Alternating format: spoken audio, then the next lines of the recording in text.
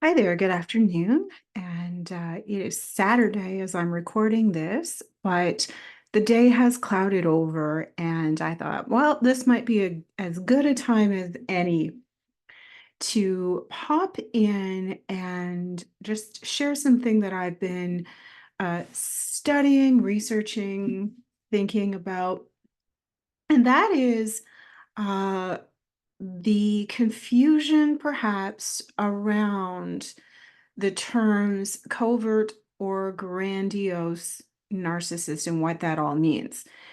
And I was doing a podcast guest spot yesterday, and this came up as a question. But I find this confusing, so I'm assuming that I'm not the only one.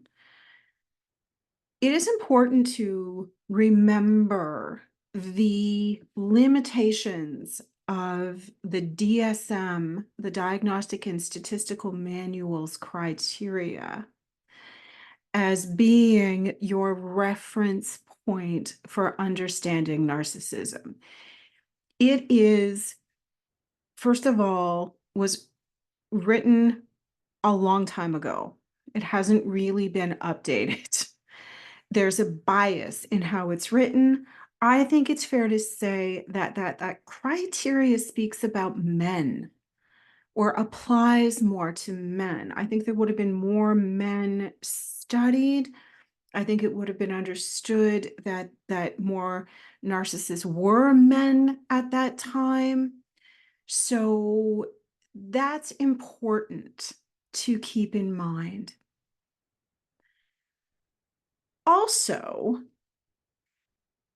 a current meta-analysis of the data about narcissism reveals that the experts can't agree on the diagnostic criteria. There's debate around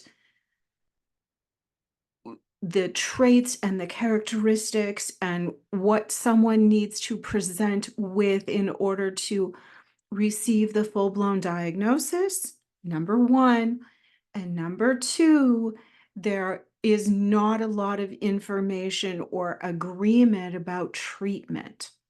That all being said, the diagnostic criteria as it currently exists is, of course, there for mental health professionals to use as a reference to inform assessment and treatment, and that information is salient to that process. I am by no means saying that you need to be a mental health professional to understand it, but I am saying that that's its intention.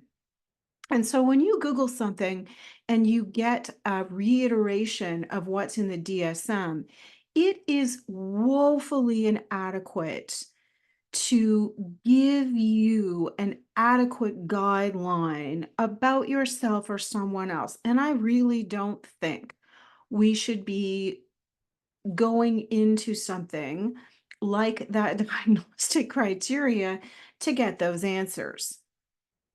It's confusing.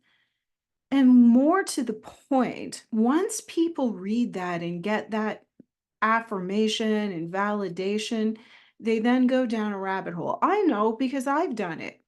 The interesting thing is that I have a lot of training in interpreting and using the DSM. I was trained to provide a multi-axial diagnosis or multi-axial assessment. I don't do it. I haven't done it for years because of the inadequacies of the information in the DSM. It is a shared language, right? If I were getting a report from a psychiatrist or they were getting a report from me, there's an understanding that comes from using that language. Jumping off from this, in the DSM, it refers to grandiosity as being a trait of narcissism or a symptom, and I wouldn't call it a symptom. There is a difference between the traits and the characteristics and the symptoms, right?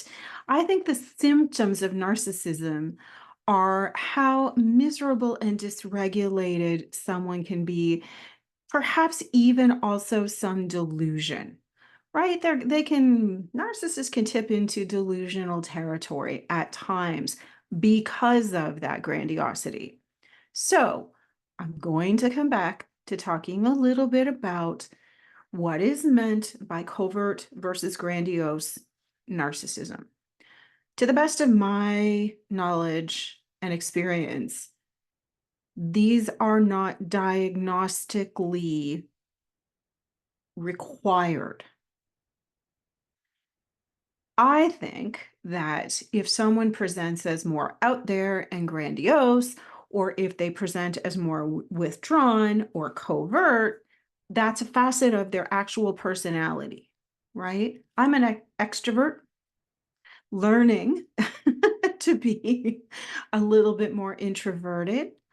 I'm pretty comfortable in speaking in front of people. I'm comfortable in a crowd. I am energized by being around people. Introverts are depleted being around crowds, being around people. They're depleted by small talk, all of that good stuff. So I think that when we're talking about if a narcissist is more covert or vulnerable, where they are on the introversion extroversion scale is going to play a role in that. That being said, I believe that there is very likely a lot more narcissists or narcissism that is covert or vulnerable, which tends to be a little bit more of the language. I think of narcissists who are more grandiose as having like some Teflon around them, right? Like you can criticize them, but it's going to bounce off of them, even though I know being sensitive to criticism is a fairly consistent characteristic for narcissists, but a vulnerable narcissist is going to be even more affected by criticism. They're going to be a little bit more sensitive to it.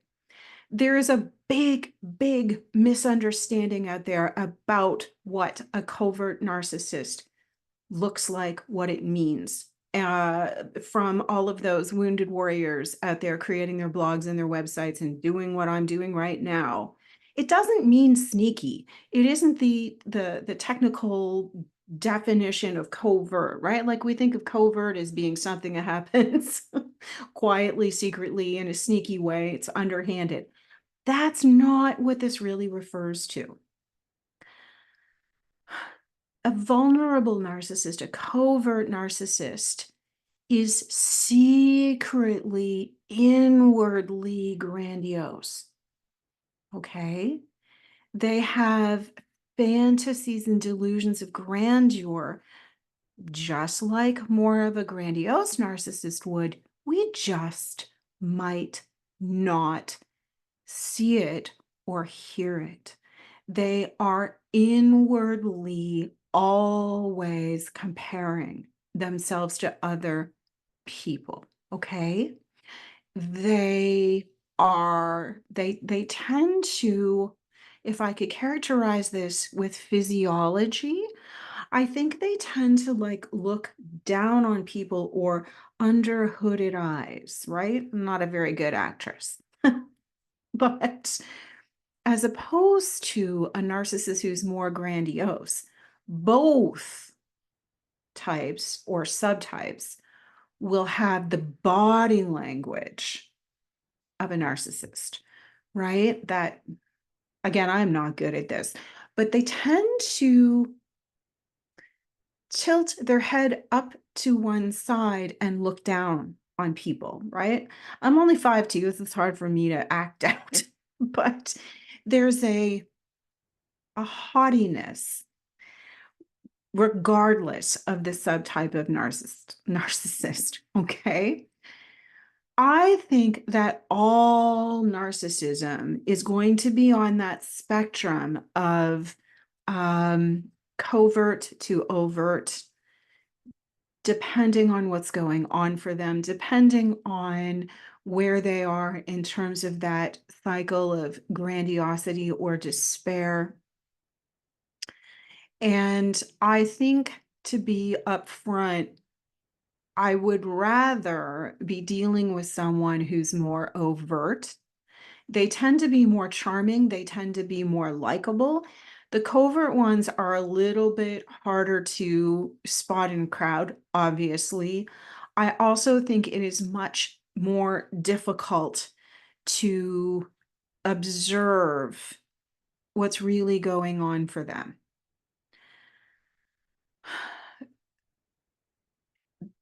I think it's fair to say that vulnerable narcissists are very triggered by other people's success. They may not be so obviously competitive, and according to recent research, they can be quite self-deprecating, right? They can present as if they're putting themselves down.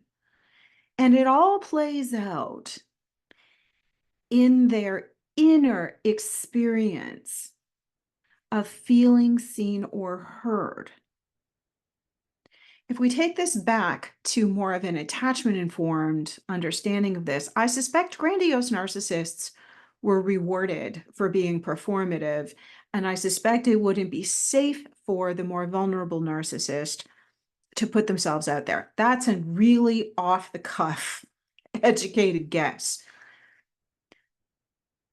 So what, right? I love to ask the question, so what? I think that vulnerable narcissists are probably much more vindictive. I think that they are probably much more likely to embark on smear campaigns. I think that they probably play the victim card a little bit more, so you might get pulled in, especially if you're naturally sensitive or empathic. You might get really pulled into that victim identity. Not that grandiose narcissists don't do that too, but they are likely to be, the words that come out are damsel in distress, and I think that more women are probably uh, would be a bit more on the vulnerable end. If you disagree with me, disagree with me. That's just anecdotally my own experience with that. It's not necessary to label someone over to covert. It is necessary to observe your role and the patterns you're finding yourself in with this person, right?